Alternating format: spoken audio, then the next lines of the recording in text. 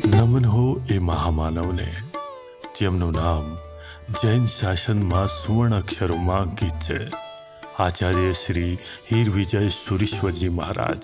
નમો હરિહંતાણમ નમો સેતાણમ નમો આયરિયાણમ નમો વજ્રાયાણમ. એ કેવળ એક નામ નથી, પરંતુ ત્યાગ, તપ અને તત્વજ્ઞાનની ત્રિવેણી છે.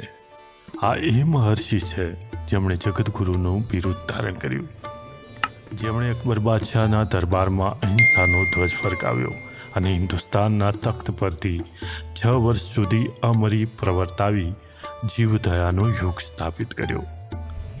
તેમના પ્રભાવ અને પ્રતિભા સામે સ્વયં બાદશાહનું શીશ નમ્યું. તેમનું જીવન એટલે મંત્ર અને તંત્રનો સમન્વય, અલૌકિક સિદ્ધિઓ અને સર્વધર્મ સંભાવની ભાવના.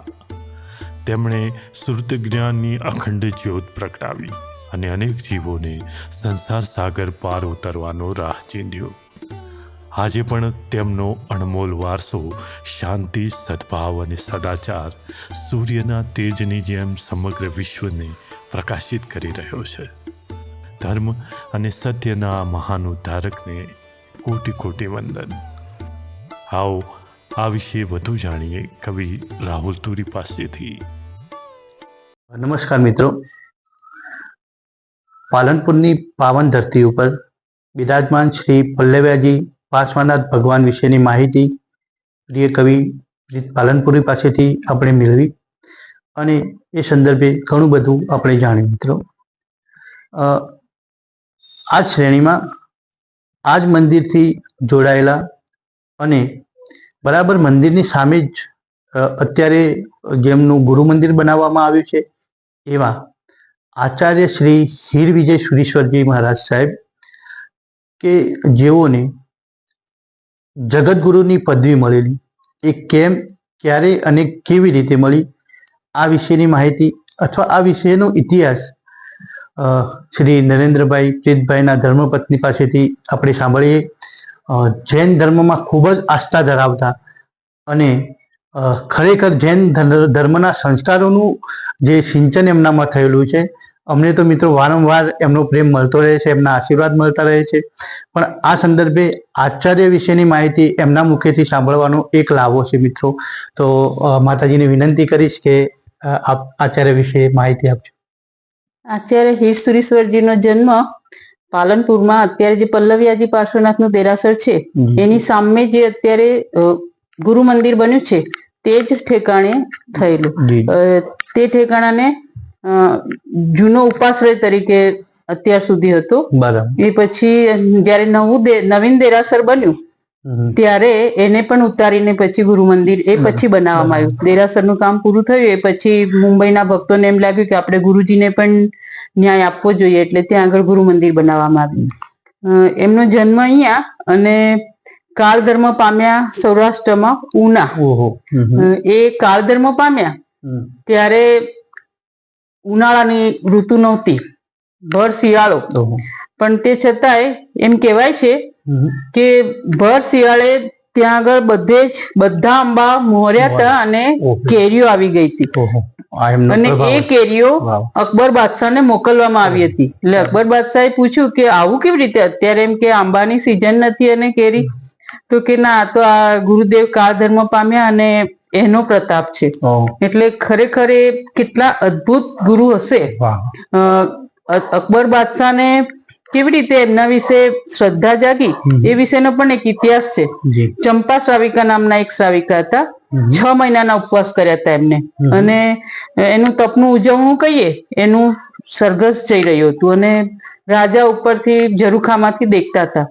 એમને એમના દીવાનને એને બોલાવીને પૂછ્યું કે આ શું છે બધું, શેનું સરઘસ જઈ રહ્યું છે, એટલે જુલુસ શેનું જઈ રહ્યું છે? તો કે એક શ્રાવિકા છે, જૈન શ્રાવિકા, ને એમને 6 મહિનાના ઉપવાસ કર્યા.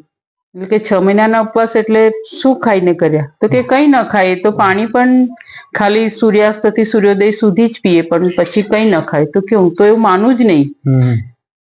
પણ તે છતાંય જયારે એને ખરેખર ખ્યાલ આવ્યો કે પછી એમને ચંપા શ્રાવિકાનો સંપર્ક કર્યો અને પૂછ્યું કે તમે આવું કેવી રીતે કરી શકો, એમ કે 6 મહિના સુધી ખાધા પીધા વગર કોઈ કેવી રીતે જીવી શકે? તો કે મારા સદગુરુનો પ્રતાપ. કે તમારા ગુરુ કોણ? તો કે હીર સુરેશ્વરજી મહારાજ સાહેબ છે મારા ગુરુ. અત્યારે તો અહીંયા નથી, એ તો કે ફરતા રહે. તો કે મારે એમને મળવું છે. તો કે આપણે કેન કેવડાવીએ. પછી એમને દિવાન સાથે કેન કેવડાવ્યું અને ગુરુદેવે કીધું કે હું આવીશ. તો કે આપણે એમને લેવા ગાડી મોકલીએ. તો કે એ તો ગાડી વાડીમાં ન આવે, પાલખી મોકલીએ, ગાડી મોકલીએ, કશામાં ન આવે, એ તો પગપાળા વિહાર કરીને જ આવે. તો કે એટલું બધું ફતેહપુર સિકરી હતા એ વખતે. તો કે એટલું બધું વિહાર કેવી રીતે, એટલા બધા પગથી ચાલીને કેવી રીતે હશે? એટલે ગુરુદેવે કીધું કે તો જયારે આવીશ ત્યારે આવીશ, એમ કઈ તમે કહો એટલે તરત 2-4 દિવસમાં શક્ય નથી, પણ આવીશ કર્યું. પછી જયારે ત્યાં આવ્યા ત્યારે રાજાજી પોતે એમને લેવા ગયા, ખૂબ માનભેર લાવ્યા અને સિંહાસન ઉપર બેસાડવા માટે લઈ જતા હતા. ત્યાં ગાલીચા પથરેલા હતા. ગુરુદેવે કીધું કે આ ગાલીચા ઉપર તો હું નહીં ચાલું. તો કે ના ના, એમ કે ચોખ્ખો જ છે, મેં વાળી જોડીને સાફ કરાવીને પથર્યો છે. કે ના ના, એનો સવાલ નથી, પણ એની નીચે કીડીઓ હોઈ શકે. કે ગુરુદેવ એવું ના હોય કે તમે ઊંચો કરો એક છેડો, અને ખરેખર ઊંચો કર્યો ત્યાં કીડીઓનો રાફડો જ હતો. એટલે એમને બહુ જ શ્રદ્ધા જાગી ગુરુદેવ માટે. હવે અકબર બાદશાહ વિશે વાત કરીએ તો એમ કહેવાય છે કે એટલો બધો એ માંસાહારી હતો કે ચકલીની જીભ નાસ્તામાં લેતો. એટલે કેટલી ચકલી મળે ત્યારે એનો જીભનો નાસ્તો તૈયાર થાય.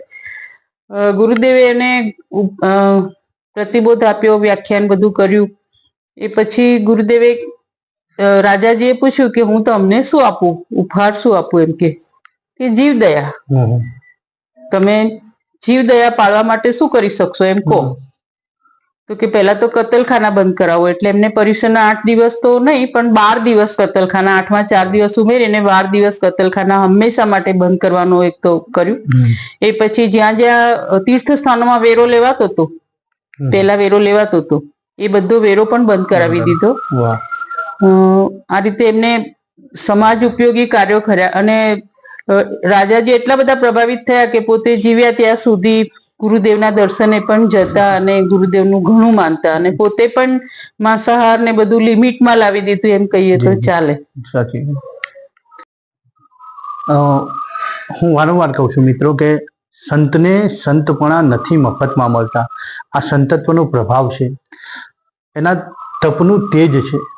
અને આચાર્યશ્રીની બાબતમાં પણ એ તેજ, એ સંયમ અને જૈન ધર્મ શાસનનો જે પ્રભાવ છે એ કેવો અસર કરે છે એ આપણે જોયું. કે અકબર જેવા આખા ભારતનો જે બાદશાહ હતો, ભારતનો સમ્રાટ હતો, એવા અકબર જેવા અકબરને પણ જેની સામે નમી જવું પડ્યું, જેના કહેવાથી એને અહિંસા પરમો ધર્મ, જે જૈન ધર્મનું મહત્વનું સૂત્ર છે, એ સંદર્ભે એને કતલખાના બંધ કરાવ્યા. અને ત્યારબાદ એટલો બધો અકબર પ્રભાવિત થયો કે આચાર્યશ્રીને જગતગુરુની પદવી આપી.